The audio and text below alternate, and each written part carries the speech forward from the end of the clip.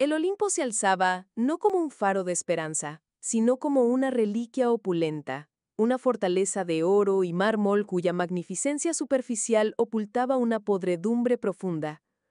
Sus cúpulas doradas, antaño símbolos de poder divino, ahora reflejaban un sol indiferente, y las columnas de mármol blanco, erguidas con arrogancia, parecían gritar silencio ante el peso de las décadas y la decadencia interna. El brillo que emanaba era un mero oropel, una fachada cuidadosamente mantenida para ocultar la frialdad que se filtraba por sus pasillos, el vacío que resonaba en sus salones de banquetes antaño bulliciosos. A pesar de la ostentación visual, una atmósfera gélida se había apoderado del hogar de los dioses. Los hilos de la vida divina se volvían quebradizos. La magia que una vez fluyó como un río caudaloso ahora apenas goteaba, menguada por la apatía y el olvido. Los dioses, otrora vibrantes y eternos, se sentían cada vez más distantes de su propia esencia, sus poderes disminuyendo al compás del desinterés que reinaba en el reino celestial. El frío no era solo una ausencia de calor, sino una ausencia de propósito, un espectro de la vitalidad que alguna vez definió su existencia. En el corazón de esta fortaleza dorada, la llama que alimentaba su poder y su ser, la llama olvidada, parpadeaba con una debilidad alarmante. Su luz, que debería haber iluminado los cielos y ahuyentado toda sombra, apenas lograba disipar la penumbra creciente. Los dioses la ignoraban, absortos en sus propias disputas menores y en la preservación de sus privilegios menguantes, incapaces o reacios a reconocer que la extinción de esa llama significaría su propia desaparición, arrastrando consigo el último vestigio de su gloria. El templo de la llama eterna, antaño bastión de fe y unidad, ahora resonaba con los ecos de intrigas y rencillas.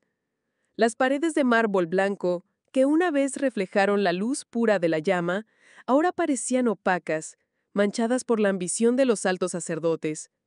Cada pasillo, cada altar, se había convertido en un escenario donde las vestiduras ceremoniales, bordadas con hilos de oro y plata, servían más para ostentar poder que para ahumbrar a la divinidad olvidada. Las antiguas procesiones, llenas de devoción y propósito, habían sido reemplazadas por desfiles de influencia, donde cada sacerdote luchaba por el favor del Consejo Supremo, un órgano que, irónicamente, había surgido para preservar la tradición, pero ahora la diluía en sus propias disputas internas. Las disputas no se limitaban a las esferas del poder eclesiástico. Incluso entre los fieles, la devoción genuina se veía eclipsada por un fervor superficial. Las ofrendas, antes simples gestos de gratitud, se habían transformado en demostraciones de riqueza y los debates sobre doctrina se habían degradado a jactancias vacías sobre la pureza del linaje o la posesión de reliquias menores. La propia llama, cuya luz era un faro de esperanza, comenzaba a parpadear, su calor menguando ante la indiferencia y el egoísmo que se habían arraigado en el corazón de lo que alguna vez fue sagrado. El antiguo propósito del templo, ser un santuario para la llama y un ejemplo de virtud para el mundo, se desmoronaba bajo el peso de la vanidad humana. En las umbrías cámaras del Consejo de Ancianos, la ambición no era un murmullo, sino un eco perenne. Cada sombra que danzaba en los muros de piedra parecía susurrar promesas de poder. Cada grieta en el suelo contaba historias de lealtades quebradas y alianzas efímeras. La discordia, ese latido sordo que se sentía en la médula de los antiguos pasillos, se manifestaba en las miradas furtivas y en las palabras afiladas que se intercambiaban bajo la tenue luz de las antorchas. Los veteranos, curtidos por innumerables inviernos y batallas, se observaban con la cautela de predadores, sus mentes tramando estrategias para asegurar su propia supervivencia y la de sus linajes, a menudo a expensas de los demás.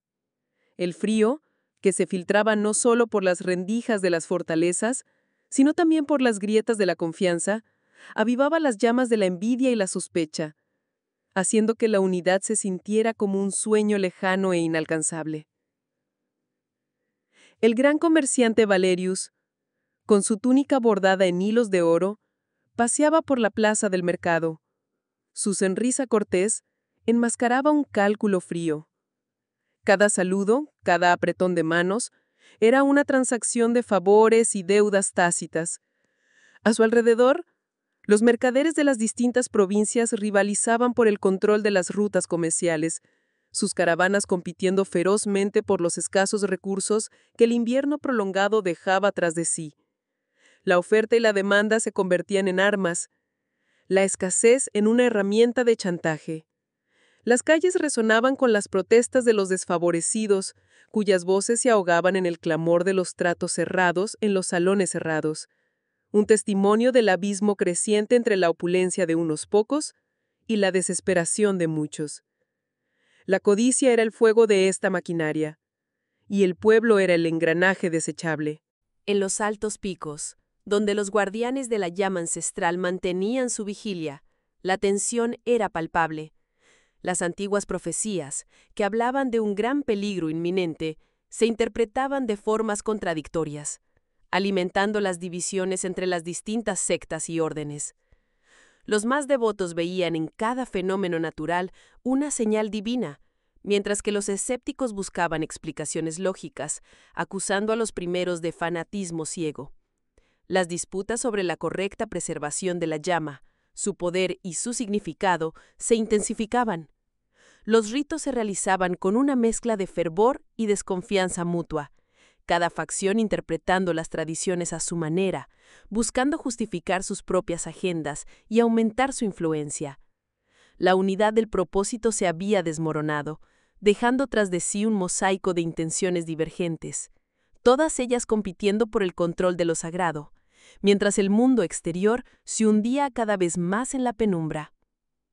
En los salones dorados de Olimpo, donde la luz del sol parecía filtrarse con una melancolía inusual, Hera, la reina de los dioses, se encontraba sumida en un mar de resentimientos. Su figura, habitualmente imponente y radiante, ahora languidecía en las sombras de sus propias amarguras. El recuerdo constante de las infidelidades de Zeus, su esposo y rey, era una herida que se negaba a sanar, un veneno que corrompía su alma. Su celo, lejos de ser un arrebato pasajero, se había solidificado en una sombra perpetua, una armadura de resentimiento que la aislaba del amor y la alegría, dejándola anclada en un ciclo interminable de dolor y venganza. Cada rumor, cada susurro sobre las nuevas conquistas de Zeus avivaban las llamas latentes de su ira. No era solo la humillación pública lo que la atormentaba, sino la profunda traición a la santidad de su unión. Su mente se convertía en un campo de batalla donde las estrategias para humillar a sus rivales mortales y divinas se gestaban con una astucia implacable. La imposibilidad de confrontar directamente a Zeus sin desatar una catástrofe divina la obligaba a canalizar su furia a través de manipulaciones sutiles y crueldades calculadas, destinadas a infligir un sufrimiento que reflejara el suyo propio. Observaba desde su trono con una mirada gélida a las ninfas inmortales que osaban atraer la atención del rey de los dioses. Su corazón latía con una furia contenida, un rugido silencioso que amenazaba con desgarrar el velo de la serenidad olímpica. La contemplación de la felicidad ajena, incluso efímera, era un tormento adicional, un recordatorio punzante de lo que ella había perdido, o peor aún, de lo que nunca podría recuperar a causa de la inestabilidad y la lujuria de su esposo.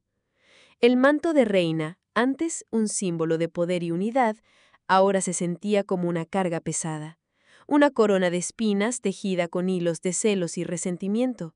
El frío que emanaba de su interior no era físico, sino el resultado de un alma consumida por la amargura. Este frío crecía con cada día que pasaba, amenazando con congelar no solo su propio ser, sino también las relaciones y el orden del panteón olímpico, augurando tiempos oscuros y turbulentos para todos bajo su sombría influencia. Poseidón, señor de los mares, sentía una inquietud profunda que ni siquiera el rugir de las tormentas más furiosas podía calmar.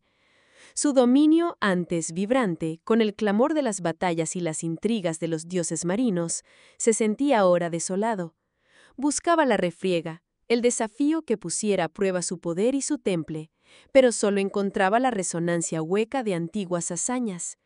Las ruinas sumergidas de civilizaciones olvidadas, antaño testigos de su gloria, ahora solo susurraban historias mudas de un tiempo pasado, ecos de batallas libradas y victorias logradas que ya nadie recordaba. La inmensidad azul, otrora un lienzo de su poder indomable, se extendía ante él como un desierto de aguas quietas, carente de la vitalidad que él anhelaba. Deambulaba por las profundidades abisales, su tridente vibrando con una tensión contenida. Cada columna de coral marchito, cada pecio hundido le recordaba la inexorable marcha del tiempo y la fragilidad de la gloria. Las criaturas marinas, antaño sus leales servidores y contendientes en espectáculos de fuerza, parecían ahora encogerse ante su paso, resignadas a un silencio ancestral. La ausencia de un desafío digno, de un enemigo que pudiera siquiera hacerle vacilar, alimentaba una frustración creciente. Era como un rey sin reino, un guerrero en un campo de batalla vacío, condenado a revivir una y otra vez las glorias pasadas en la soledad helada del océano. El frío, no el del agua, sino el de la ausencia de propósito, se infiltraba en su ser. Las leyendas sobre la llama olvidada comenzaron a surgir en los susurros de las corrientes, relatos fragmentados sobre una fuente de poder o una criatura legendaria, que, según se decía, podría encender de nuevo la chispa de la contienda. Poseidón, agitando su tridente que lanzaba destellos de energía latente, sentía una mínima esperanza, una tenue llama de interés en medio de la desolación. Quizás en la búsqueda de esta llama olvidada, encontraría la batalla que tanto anhelaba, un propósito que rompiera el gélido silencio que envolvía su existencia. En el corazón del panteón, donde las deidades antiguas celebraban sus glorias pasadas y presentes en un ciclo incesante de autoadoración, la figura de Hestia se había desvanecido, no por falta de poder, sino por una deliberada elección de anonimato. Su santuario, antes un faro de calidez y unidad, ahora se sentía como un eco distante, opacado por el brillo cegador de las ambiciones ajenas. Mientras Zeus, Poseidón y Hades competían por la supremacía terrenal y celestial, sus disputas resonaban en los salones divinos, ahogando cualquier murmullo que no fuera el de sus propios egos inflados. Hestia, la guardiana del hogar y la familia, observaba desde las sombras. Su llama, aunque aún ardiente, se mantenía oculta para no añadir leña a las fogatas de la discordia. El frío creciente no era una manifestación física del clima, sino un reflejo del distanciamiento emocional y la indiferencia que se había instalado entre los dioses. Las antiguas alianzas se resquebrajaban, las conversaciones se volvían transacciones, y los lazos familiares, antes inquebrantables, se erosionaban bajo el peso de la envidia y el resentimiento. Hestia, percibiendo esta desintegración, se aferraba a su rol de observadora silenciosa. Sabía que su intervención directa, su brillo característico, solo serviría para ser manipulado o ignorado en esta atmósfera de egolatría. Su invisibilidad era su arma, su silencio su estrategia, esperando el momento oportuno para reavivar la verdadera esencia del panteón. Las deidades, absortas en sus propias narrativas de grandeza, apenas notaban la ausencia de la presencia de Hestia. Creían que el orden del cosmos se mantenía por sus propios actos grandiosos, sin reconocer la base fundamental sobre la que se erigía su existencia. El calor del hogar, la estabilidad de la familia, la chispa de la conexión humana, todos eran aspectos intrínsecamente ligados a Hestia, y su desatención significaba que, sin saberlo, estaban debilitando los cimientos mismos de su propio poder y del universo que gobernaban. En el corazón del reino Helardo, donde los vientos aullaban como almas perdidas y la nieve perpetua enterraba los vestigios de eras pasadas, residía una figura de reverencia silenciosa. Conocida solo como la más antigua, su presencia se manifestaba no con estruendo ni poder visible, sino con una quietud que resonaba más allá de la comprensión mortal.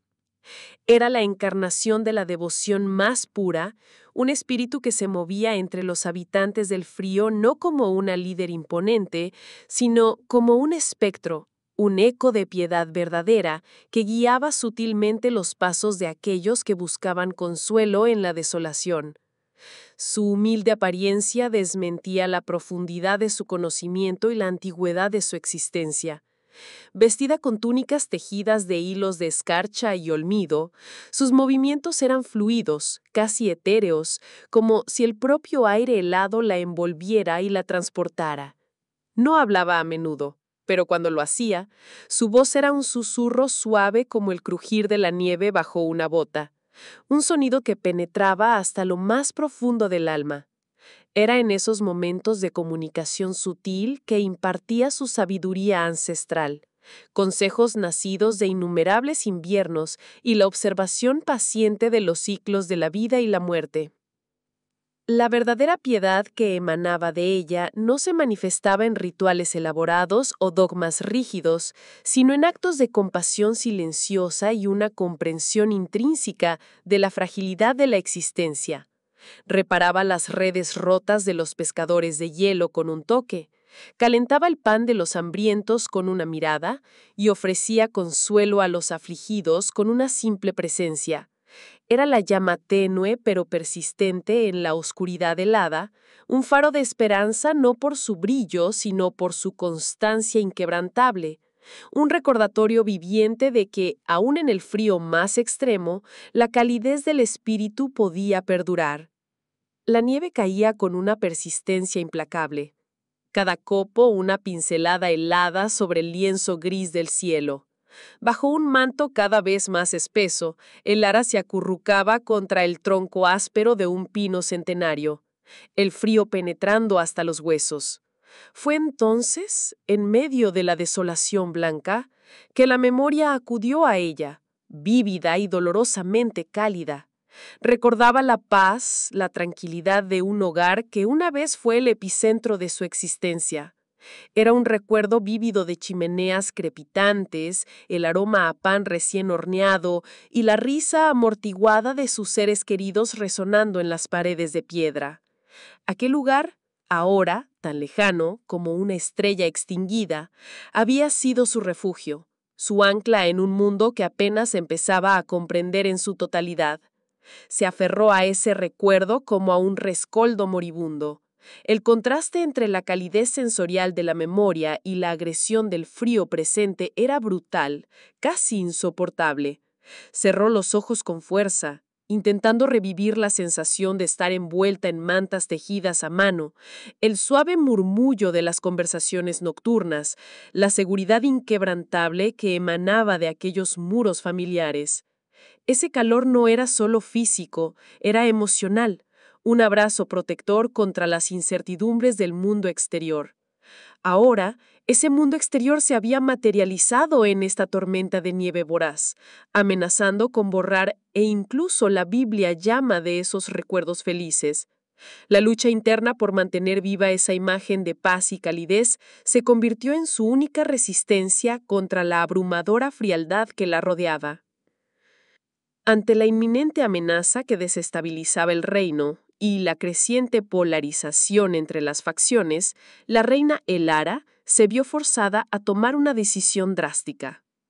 El peso de la corona se sentía más insoportable que nunca, y el eco de los conflictos resonaba en los pasillos del palacio cada vez más cerca de la sala del trono.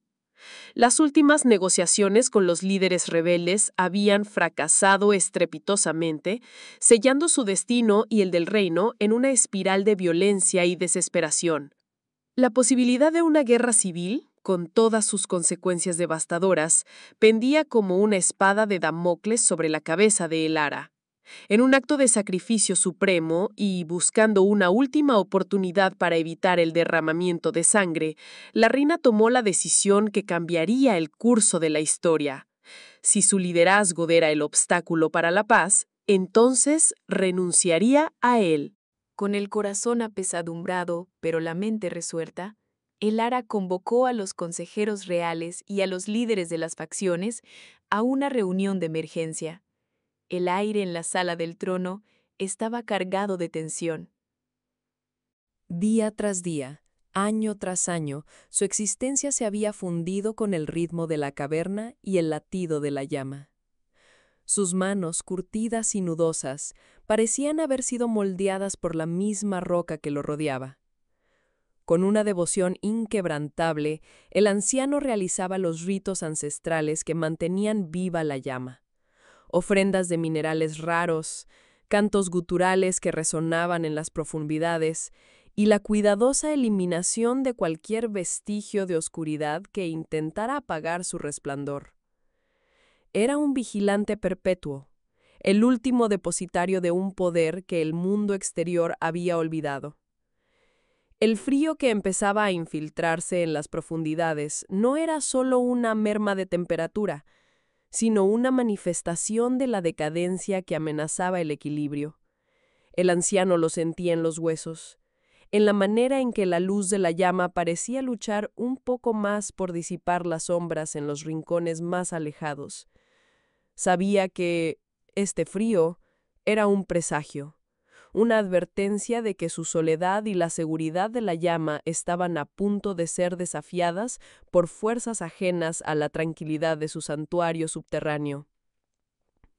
El eco de las palabras resonaba en la cámara ancestral, desentrañando un misterio que yacía sepultado bajo eones de olvido.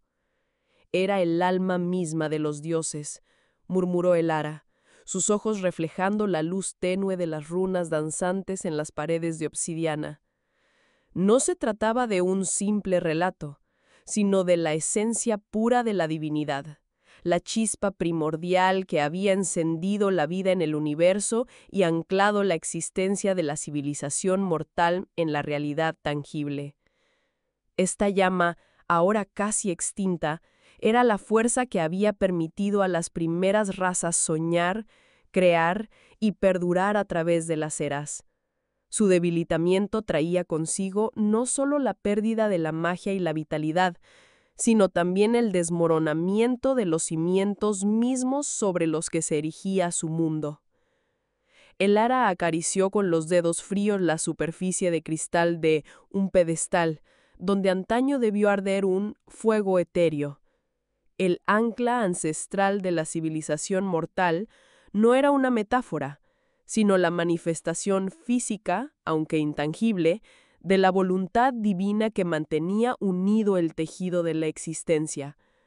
Sin ella, las barreras entre planos se volvían porosas, las pesadillas cobraban forma y la cordura de los mortales comenzaba a erosionarse. La decadencia de esta llama olvidada era el presagio de un caos inminente, un retorno a la vacuidad de la que la creación había surgido, un frío creciente que amenazaba con extinguir toda luz y esperanza en el mundo. El retiro de Elara del liderazgo activo del Consejo no trajo la paz esperada, sino que pareció acelerar la desintegración de las estructuras que antes sostenían a Eldoria. Sin su presencia estabilizadora, las facciones internas, antes reprimidas por su autoridad, comenzaron a emerger con mayor ferocidad. Las disputas por recursos escasos, que antes se resolvían en audiencias supervisadas por ella, ahora degeneraban en enfrentamientos abiertos en las plazas públicas y en los corredores del poder. La sensación generalizada de abandono se profundizó, y con ella la desesperanza colectiva. Las consecuencias del retiro de Elara se manifestaron de forma palpable en la vida cotidiana de los ciudadanos de Eldoria. Las rutas comerciales, antes seguras y prósperas bajo la vigilancia de la Guardia Estelar, ahora se veían asediadas por bandidos y saqueadores. La escasez de alimentos y bienes esenciales se agravó, provocando disturbios y un aumento del mercado negro. El frío que antes se percibía como una amenaza externa, comenzó a sentirse también en el interior de los hogares, reflejo de la creciente pobreza y desolación que invadía la ciudad. La ausencia de una voz unificadora y la proliferación de la anarquía permitieron que las fuerzas oscuras, que hasta entonces habían operado en las sombras, ganaran terreno. Los susurros sobre cultos prohibidos y pactos sombríos se volvieron más audibles, y los ciudadanos más vulnerables se encontraban a merced de promesas de poder y salvación ilusorias. La decadencia, lejos de ser detenida por el repliegue de Lara, se había tornado una marea imparable que amenazaba a ahogar a Eldoria por completo. El primer indicio del frío no fue una helada corpórea, sino una marea imperceptible de apatía que comenzó a filtrarse en el espíritu humano. Las risas se volvieron menos frecuentes, las pasiones se atenuaron, y un velo grisáceo pareció cubrir la vibrante paleta de las emociones. Las tareas cotidianas, antes impulsadas por el deber o el placer, ahora se sentían como cargas pesadas, carentes de propósito. Los artistas luchaban por encontrar inspiración, los amantes dudaban de sus afectos y los líderes perdían la convicción en sus decisiones. Era una lentitud del alma, un suspiro colectivo que resonaba en cada ciudad, en cada aldea, en cada hogar. Esta insidiosa languidez espiritual pronto se manifestó en el tejido social. La empatía comenzó a erosionarse, los actos de bondad se volvieron escasos, reemplazados por una indiferencia generalizada hacia el sufrimiento ajeno. Las comunidades, antes unidas por lazos de apoyo mutuo, se replegaron en sí mismas, cada individuo envuelto en su propia burbuja de desinterés. Las discusiones se volvieron vacías, las celebraciones carentes de júbilo genuino. El mundo, sin notar un cambio tangible en su clima, sentía una desolación creciente, una ausencia de calor en el corazón de la existencia misma. La llama que mantenía viva la conexión y el fervor se estaba extinguiendo lentamente, sin un grito de alarma, solo un susurro de olvido. En los hogares de los mortales, el frío no era solo una molestia pasajera, sino un invasor implacable que se filtraba por las rendijas de las ventanas y bajo las puertas, mordiendo la piel y robando el calor de los cuerpos. El síntoma era evidente, doloroso. Las mantas más gruesas parecían de papel de seda contra la gélida caricia que envolvía las estancias. Las chimeneas, antaño hogueras buliciosas que espantaban la oscuridad, ahora escupían un humo débil y frío, incapaces de generar el calor vital que antes daban por sentado.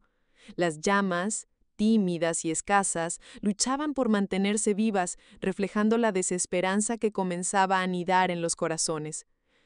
Los aldeanos se acurrucaban juntos, compartiendo el poco calor corporal que les quedaba, sus alientos formando pequeñas nubes de vaho en el aire gélido. Las comidas se volvieron escasas y heladas, pues incluso los alimentos perdían su calor natural con una rapidez alarmante. Los niños tiritaban en sus camas, con los labios azules y los ojos vidriosos por el frío penetrante. Los ancianos, ya débiles, sufrían más que nadie. Sus cuerpos frágiles sucumbían ante la invasión gélida y muchos se lamentaban de sentir cómo la vida misma se les escapaba entre los dedos, como el último rescoldo de un fuego agonizante. El pánico comenzaba a extenderse como una epidemia invisible. Las conversaciones giraban en torno a la inexplicabilidad del fenómeno. ¿Dónde se ha ido el calor? ¿Por qué las noches son tan largas y crueles? ¿Nos abandonaron los espíritus del fuego? Las miradas se volvían cada vez más sombrías, cargadas de una inquietud profunda ante la ausencia del sol y la calidez que definían su existencia. La llama, la fuente de su confort y supervivencia, parecía haberse olvidado de ellos, sumiéndolos en una creciente desesperación. El crepúsculo se cernía sobre las tierras gélidas, no por el fin del día, sino por el debilitamiento de la gran llama. Los fuegos que antaño iluminaban cada rincón del reino con un calor reconfortante, ahora apenas eran rescoldos. En la capital, Ethelberg, las hogueras públicas, usualmente centros de reunión y calor, parpadeaban con una intensidad patética, arrojando sombras danzantes que parecían burlarse de la poca luz que ofrecían. Los ciudadanos se acurrucaban en sus hogares, envolviéndose en mantas cada vez más gruesas, y la desconfianza crecía con cada ráfaga de viento helado que se colaba por las rendijas. En las aldeas más remotas, la situación era aún más sombría. Los campamentos de los cazadores, que dependían del fuego para cocinar y para mantener a raya a las bestias nocturnas, se habían vuelto peligrosos. El tenue resplandor de las pocas brasas era incapaz de disuadir a las criaturas del frío, y los rumores de ataque se multiplicaban. La desesperación comenzaba a apoderarse de la gente, quienes veían en el menguante de la llama un presagio de un invierno eterno y de la extinción de su civilización. Los guardianes del templo de la llama, encargados de avivar y proteger su esencia, luchaban contra una fuerza invisible que parecía consumir la energía vital del fuego. Sus rituales, antes poderosos y llenos de luz, ahora apenas lograban mantener las llamas a raya, evitando su extinción total. El arquimaestro Elara, con el rostro marcado por la preocupación, observaba cómo los símbolos sagrados que rodeaban el corazón del fuego perdían su brillo, un signo inequívoco de que la llama ancestral, la fuente de toda vida en las tierras gélidas, estaba muriendo. La hoguera central del poblado, otrora punto de encuentro donde las risas de los niños y las historias de los ancianos creaban un tapiz de unidad, ahora languidecía. Las llamas, antes vigorosas y danzantes, se reducían a ascuas moribundas, emitiendo un calor apenas perceptible que no lograba disipar la creciente melancolía. Las familias, antes agrupadas en torno al fuego, compartiendo el pan y la esperanza, ahora se dispersaban, cada una encerrada en el frío de su propio hogar, un reflejo de la distancia emocional que comenzaba a interponerse entre ellos. El aroma a estofado y hierbas, que solía impregnar el aire y evocar recuerdos de tiempos mejores, fue reemplazado por el olor acre del miedo y la incertidumbre. Los murmullos de preocupación sustituían a las conversaciones animadas. Las miradas, antes llenas de confianza y camaradería, ahora se tornaban recelosas, buscando en los rostros ajenos señales de la misma desolación que sentían en su interior. La conexión que alguna vez los había fortalecido, esa calidez intangible que unía a los miembros de cada familia y a las familias entre sí, se estaba congelando, dejando solo el vacío del aislamiento. Los gestos de afecto se volvieron escasos y forzados. Un abrazo apresurado, una mano que apenas rozaba el hombro, eran los únicos vestigios de la intimidad perdida. Las canciones que se cantaban al atardecer, relatos de valor y unidad, ahora guardaban silencio.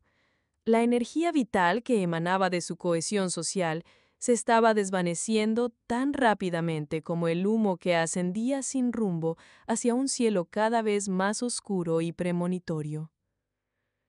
El otrora cálido abrazo del hogar se había vuelto gélido. Las risas compartidas ahora eran ecos solitarios en habitaciones vacías. Las promesas de unión, susurradas al calor de la chimenea, se desvanecían como la bruma matutina ante la implacable llegada del frío. El vínculo que antes unía a padres e hijos se tensó hasta el punto de la ruptura, cada uno aferrándose a sus propias interpretaciones de la crisis, aislándose en sus propias certezas. Los hermanos que alguna vez compartieron secretos y sueños bajo el mismo techo, ahora se miraban con recelo, sus lealtades divididas por la creciente sospecha y la escasez. Las hermanas, confidentes naturales, se encontraban separadas por un muro invisible de desconfianza, sus palabras teñidas de amargura o de un silencio sepulcral. La estructura misma de la familia, el pilar fundamental de su sociedad, comenzaba a desmoronarse bajo el peso de la desesperación y la falta de una guía común. La ausencia de la llama, que antes era un punto focal de unidad y celebración, creaba un vacío que se llenaba de discordia. Cada familia luchaba de forma independiente contra el frío que no solo afectaba sus cuerpos, sino también sus almas. Las discusiones estallaban por nimiedades, la última leña, el último bocado de comida, la última esperanza. Los padres, abrumados por la responsabilidad y la incapacidad de proteger a sus hijos de la amenaza invisible, recurrían a medidas drásticas, a menudo imprudentes, que solo servían para alienar aún más a sus descendientes. Los hijos, por su parte, resentían la autoridad menguante y la falta de respuestas, buscando su propio camino en la oscuridad, un camino que a menudo los alejaba de los valores y el amor que una vez conocieron. La fraternidad se erosionaba, reemplazada por la necesidad de supervivencia individual, dejando a las familias fracturadas, hogares convertidos en fortalezas de aislamiento mutuo, donde la única llama que persistía era la de la creciente desesperanza. En los salones dorados del Olimpo, un malestar sutil pero penetrante se extendía como una sombra helada, ignorado por la mayoría de sus divinos habitantes. La enfermedad espiritual, manifestada como una apatía colectiva y un desinterés creciente por los asuntos mortales, carcomía la esencia misma de la divinidad.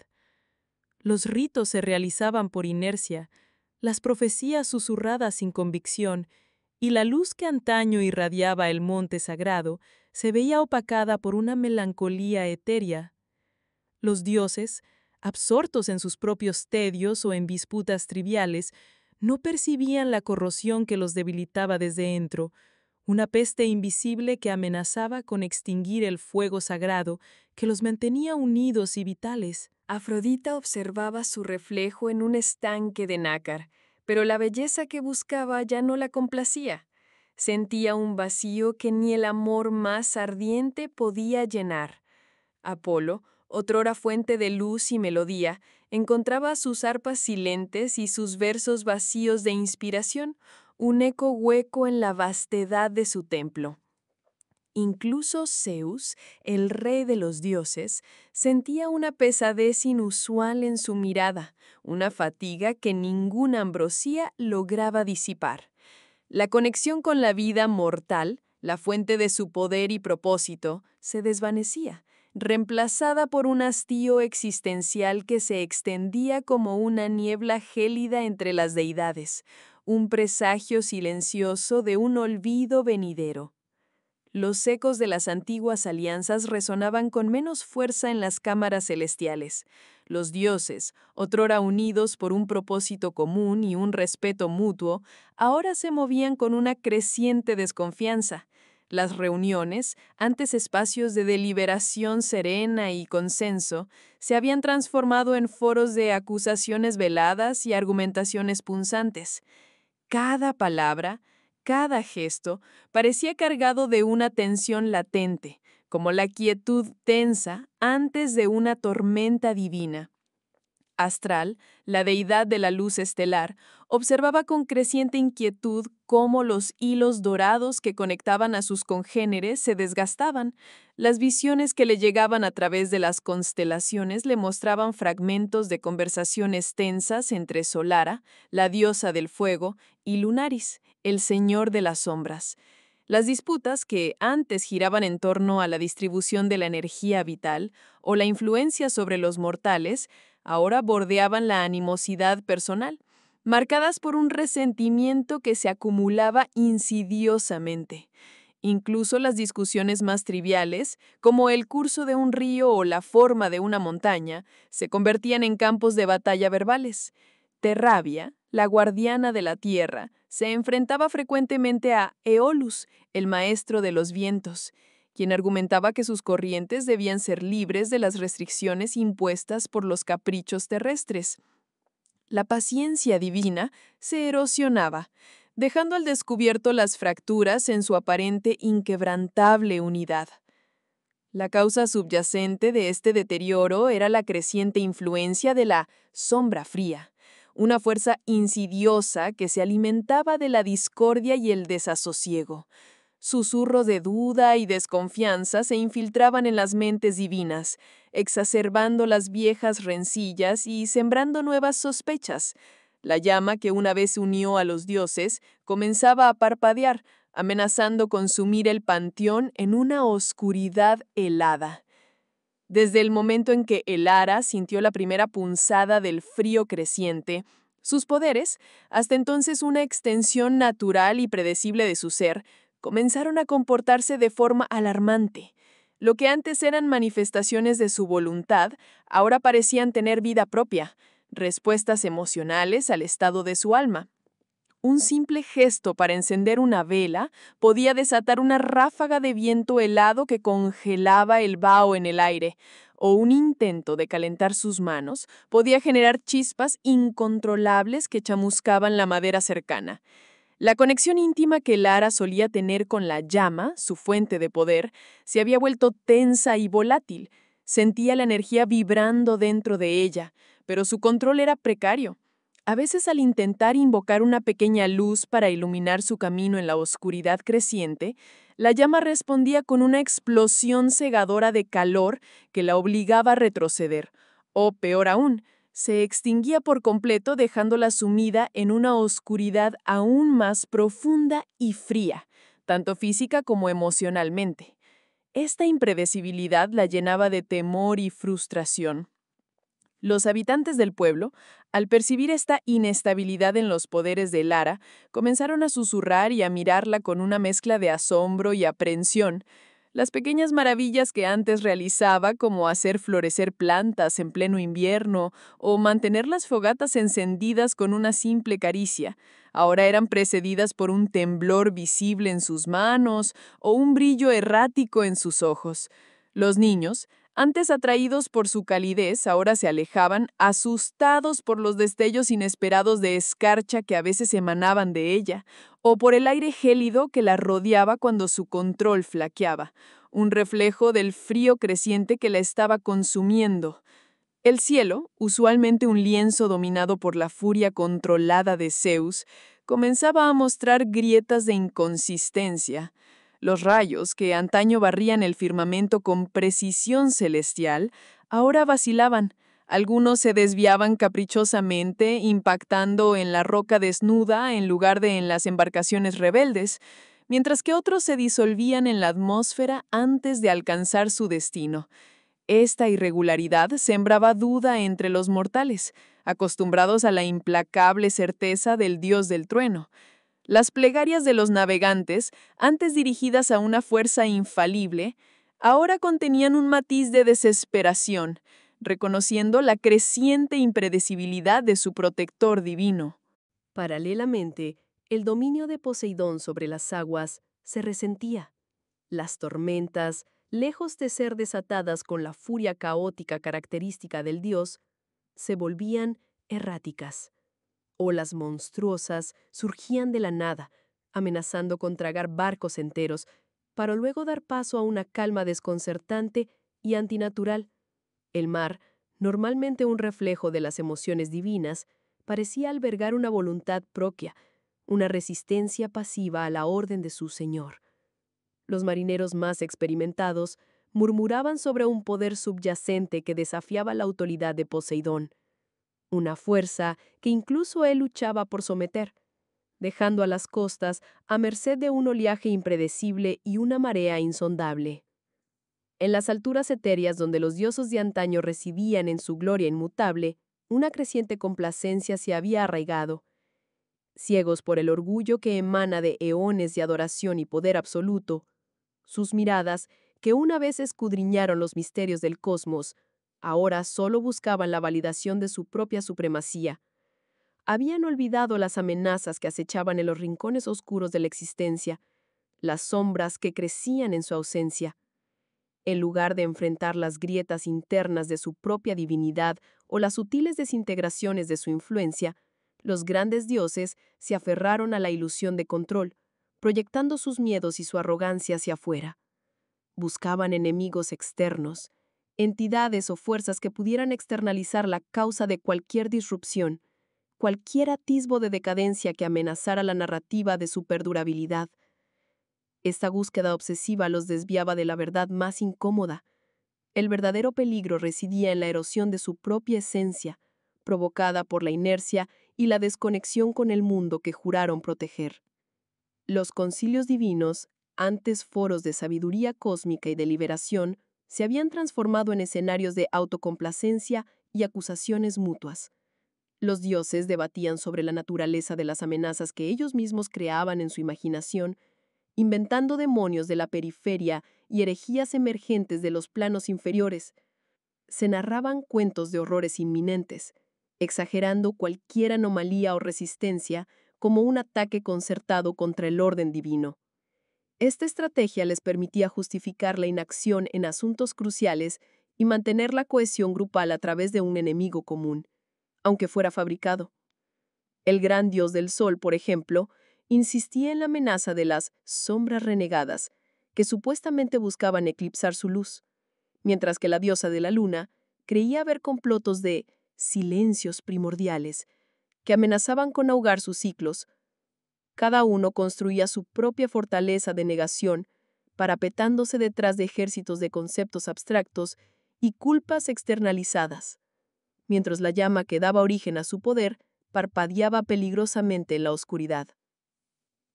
Los salones del Olimpo resonaban con la furia contenida de Zeus. No era el estruendo habitual de una disputa trivial, sino un rugido grave y profundo que helaba la sangre de los dioses menores. Las columnas de mármol parecían vibrar ante su voz, que se alzaba sobre el murmullo creciente de los olímpicos reunidos.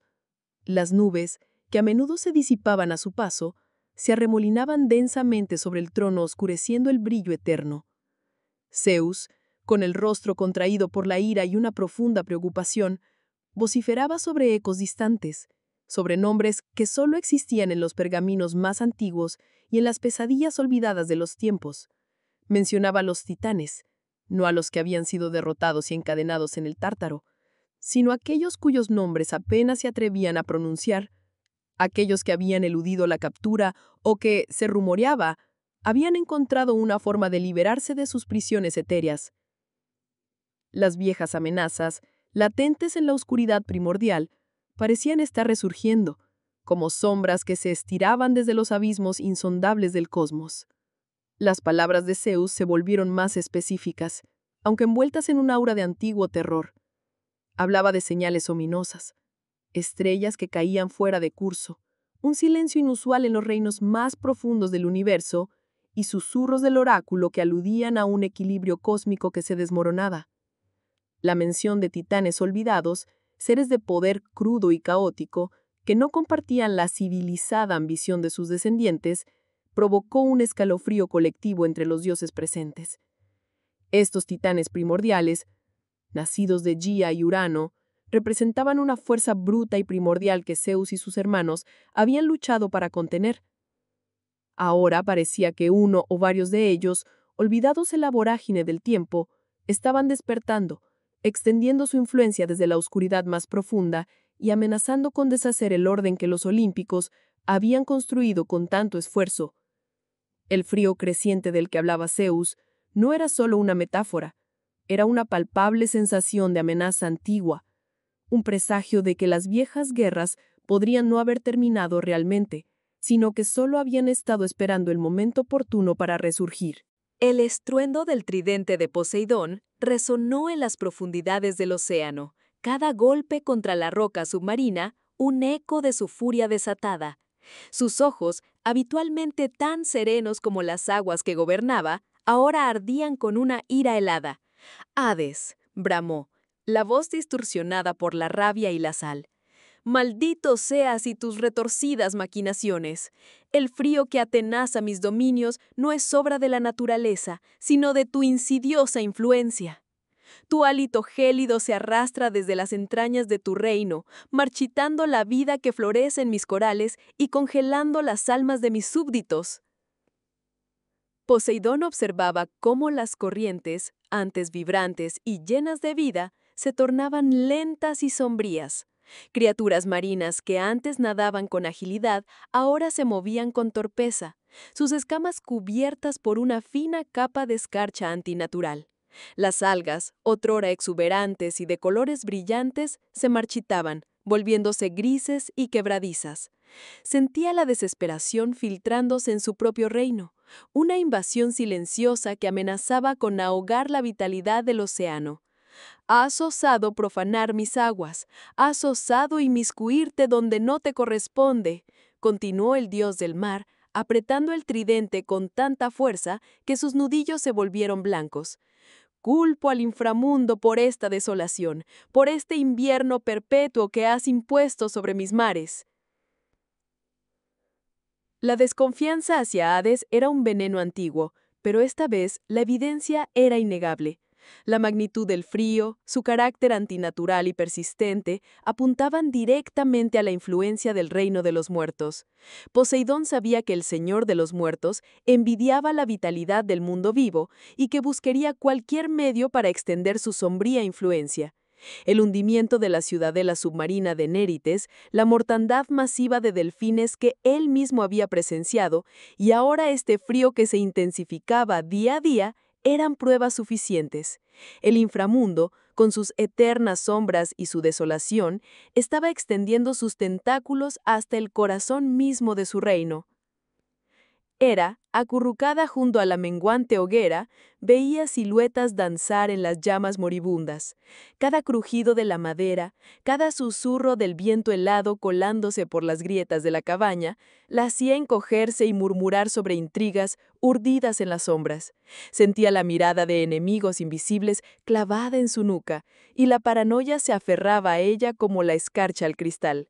Ya no confiaba en nadie, ni siquiera en los escasos aliados que aún le quedaban.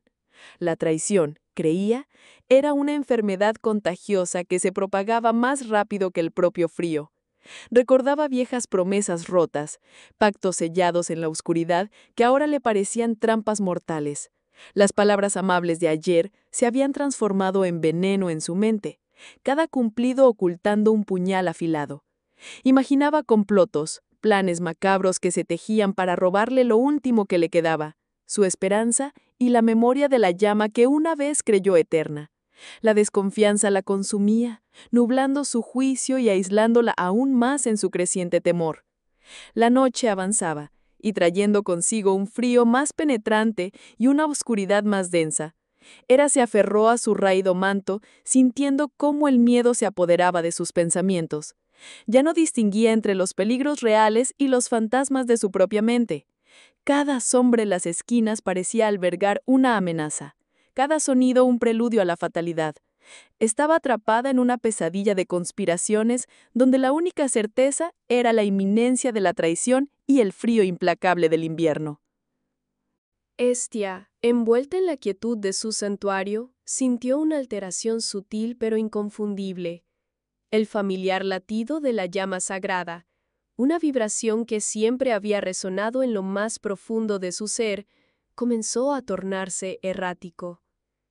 Era como un corazón que, habituado a un ritmo constante y vital, de pronto vacilaba, perdiendo fuerza con cada pulso. La calidez que emanaba de la llama, un consuelo y un poder constante, empezó a ceder, siendo reemplazada por un frío insidioso que se filtraba desde el núcleo de la llama hacia el exterior, un frío que no era de hielo, sino de ausencia, de vacío. El resplandor, antando a un faro de esperanza y poder, ahora se veía amenazado por una penumbra creciente. Las llamas, antes danzantes y vibrantes con una luz dorada y pura, parecían encogerse. Su brillo menguaba como una vela ante una ráfaga de viento helado. La certeza de Hestia se fortaleció, transformándose de una premonición a una convicción inquebrantable. La inacción era un lujo que Lumen ya no podía permitirse. Recordó las viejas leyendas, las historias que su abuela le contaba sobre los tiempos difíciles y las soluciones inesperadas. La llama que la definía, la llama que se suponía que traería prosperidad y calidez, ahora se sentía como una carga, una responsabilidad que la impulsaba a actuar. Tenía que encontrar una solución, y pronto. Si el invierno continuaba su implacable avance y las provisiones se agotaban, el destino de Lumen estaría sellado. La idea de ver a su gente sufrir, de que la esperanza se extinguiera como una vela en la ventisca, era insoportable. La llama en su interior, lejos de ser sofocada por el frío, ardía con una nueva determinación, forjando en ella la resolución de emprender un camino incierto pero necesario. Si te ha gustado el contenido y deseas contribuir al crecimiento continuo de este canal, te invito a considerar la posibilidad de suscribirte a mi canal de YouTube. Puedes hacerte miembro por menos de 3 euros al mes. Si te ha gustado la obra y quieres continuar con el relato, en la descripción del video puedes acceder a la compra completa del libro, en sus diferentes formatos. Tu apoyo es fundamental para seguir creando contenido. Únete a la comunidad y sé parte de esta emocionante aventura. Y hasta aquí llegamos con este emocionante contenido. Si te ha gustado y quieres seguir explorando temas fascinantes como este, no olvides suscribirte al canal y activar la campanita para recibir notificaciones de nuestros nuevos videos.